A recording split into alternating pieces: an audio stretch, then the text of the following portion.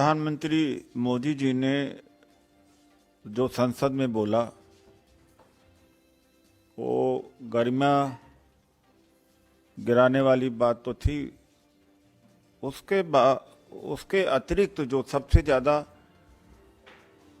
Hurt करने वाली बात बोली कि उन्होंने बड़ा झूठ बोला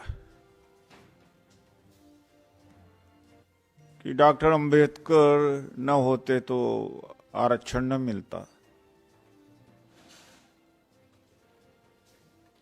अब समय आ गया है कि पूरे देश के लोगों को बार बार बताया जाए। KKC national chairman doctor Udit Raj ने कहा, अगर आरएसएस, हिंदू महासभा और वर्तमान की बीजेपी की विचारधारा के मुताबिक देश चलता तो देश के एक भी एससी, एसटी, ओबीसी का उत्थान न होता। कल प्रधानमंत्री मोदी जी ने जो संसद में बोला वो गरिमा गिराने वाली बात तो थी। उसके अतिरिक्त जो सबसे ज्यादा हर्ट करने वाली बात बोली कि उन्होंने बड़ा झूठ बोला कि डॉक्टर अंबेडकर न होते तो आरक्षण न मिलता। अब समय आ गया है कि पूरे देश के लोगों को बार बार बताया जाए।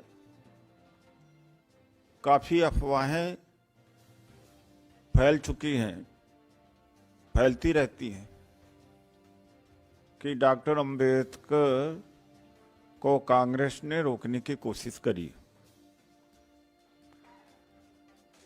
आजादी के पहले डॉक्टर अंबेडकर खुलना से कॉन्स्टिट्यूट असेंबली में इलेक्ट होके आए थे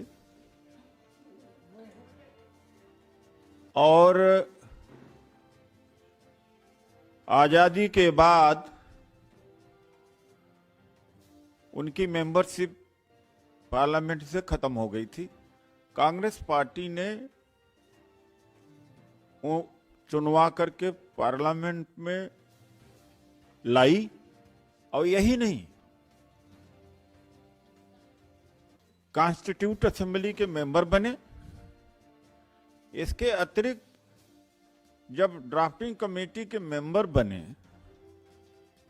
तो बाबा साहब डॉक्टर अंबेडकर क्या कहते हैं, यह सुनने वाली बात कि मैं तो बड़ा आश्चर्य में हूं कि मैं तो सोच रहा था कि संविधान निर्मात्री समिति का मेंबर बन करके ही अपने समाज की सेवा करूं, यहां तो मुझे चेयरमैन बना दिया गया। किसने बनाया? कांग्रेस पार्टी ने, नेहरू जी और गांधी जी ने। और यह कहा जाता है कि बाबा साहब का अपमान कांग्रेस ने किया। 1952 में जब पहला चुनाव होता है तो उनके मुकाबले में ऐसे डांगे सीपीआई के लीडर जीतते हैं और दुष्प्रचार यह होता है कि वो तो कांग्रेस ने हरा दिया, हालांकि कोई चुनाव हारने के लिए नहीं लड़ता। आरएसएस ने सोशलिस्टिक पैटर्न ऑफ सोसाइटी का विरोध किया और अमेरिकन मॉडल पर जाना चाहते थे।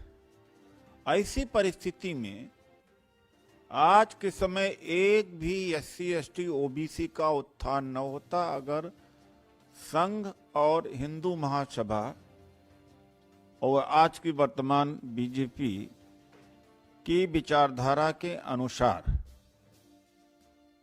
देश चला होता। सावरकर जी ने तो यहां तक कहा था कि संविधान बताने की जरूरत क्या है, मनुस्मृति को लागू कर दो।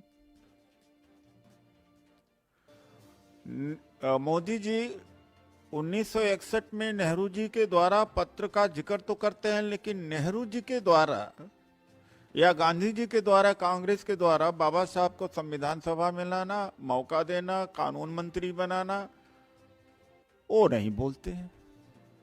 1953 में एयर इंडिया, 56 में LIC, 69 में बैंक्स, और 77-78 में ऑयल कंपनीज, तमाम ये पब्लिक सेक्टर अंडरटेकिंग का राष्ट्रीयकरण हुआ, उसी में तो नौकरी मिली है। नौकरी कहां मिली है? ये किसके वजह से? ये कांग्रेस की वजह से। तो बाबा साहब डॉक्टर अंबेडकर और कांग्रेस एक दूसरे के पूरक, एक दूसरे के सपोर्ट के। हाँ, कुछ मतभेद हो सकते। उनका जो असली मतभेद था हिंदू समाज से था। इसकी जिक्र मोदी जी ने नहीं किया। अगर है आरएसएस वालों और मोदी जी की हिम्मत तो ये जिक्र करें कि डॉक्टर अंबेडकर ने अगर कानून मंत्री पद से इस्तीफा दिया है तो बहुत छोटी बात है। सबसे बड़ी बात है कि हिंदू समाज को उन्होंने छोड़ दिया और कहा कि हिंदू समाज में सुधार की गुंजाइश नहीं है। इसको भी उद्धृत करें।